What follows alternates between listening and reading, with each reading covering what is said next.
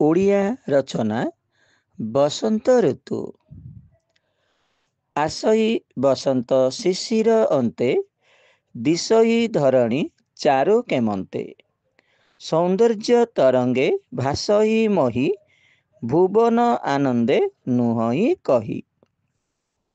ଉପକ୍ରମ: ଦୁଃଖ ପରେ ସୁଖ ଆସେ।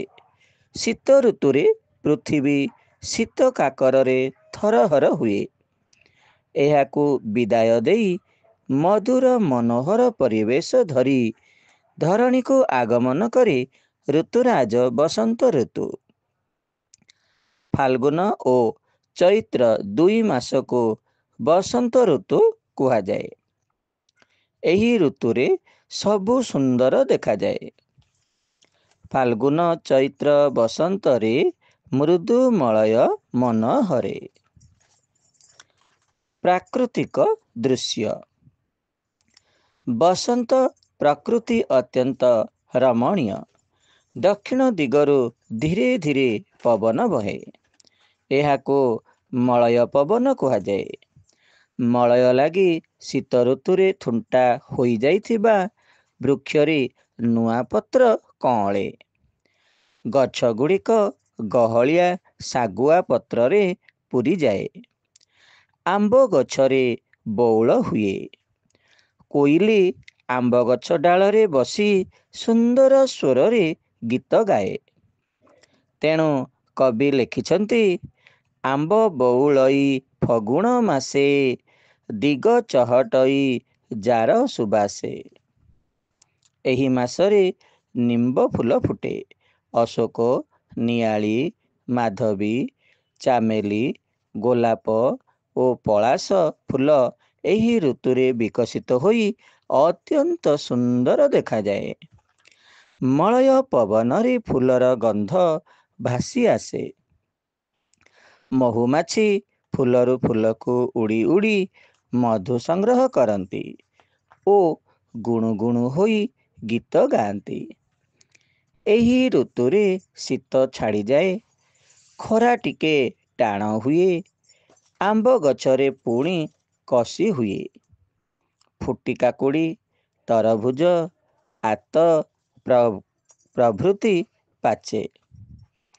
ମୁଗ, ବିରି, କୋଳଥ, ଚଣା, ସୋରିଷ, ଖସା, ପେଶୀ ଇତ୍ୟାଦି ଅମଳ ହୁଏ। ଖଡ଼ା, ବାଇଗଣ ଓ କଲରା ପ୍ରଭୃତି ପନିପରିବା ମିଳେ। ଅଶୋକ ଗଛର ଡାଳରେ ହଳଦୀ ବସନ୍ତ ବସି ଗାଏ। ଉପକାରିତା: ବସନ୍ତ ଋତୁରେ ଉତ୍ତରା ପବନ ବହିବା ବନ୍ଦ ହୋଇଯାଏ। ଦକ୍ଷିଣ ଦିଗରୁ ମଳୟ ପବନ ବହେ। ଜଳବାୟୁ ଭଲ ରହେ।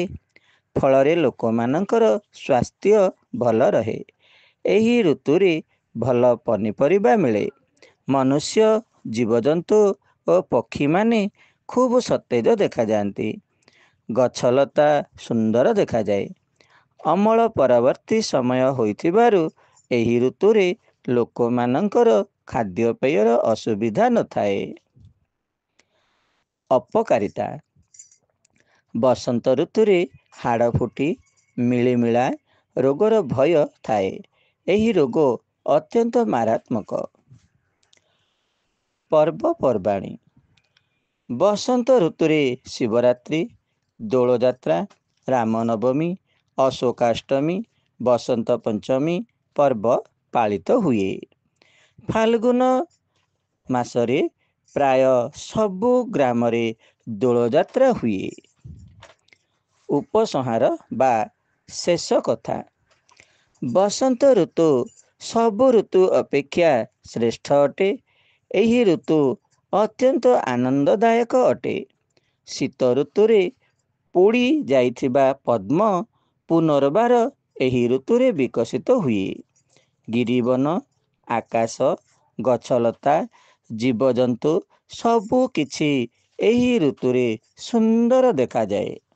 କବିଙ୍କ ଭାଷାରେ, କ୍ରମେ ମଧୁ ଅନ୍ତେ ଆସଇ ଜଗତ, ଦାରୁଣ ନିଦାଘ କାଳ, ତୀକ୍ଷ୍ଣ ସର ପ୍ରାୟେ ବର୍ଷଇ ତପନ, प्रचंड किरण जाल। धन्यवाद। Please like and share subscribe my channel. आपणकर सब्सक्राइब मो पाई बहुत प्रेरणादायक अटे। एणु यही चैनल को सब्सक्राइब करिवा। बहुत बहुत धन्यवाद।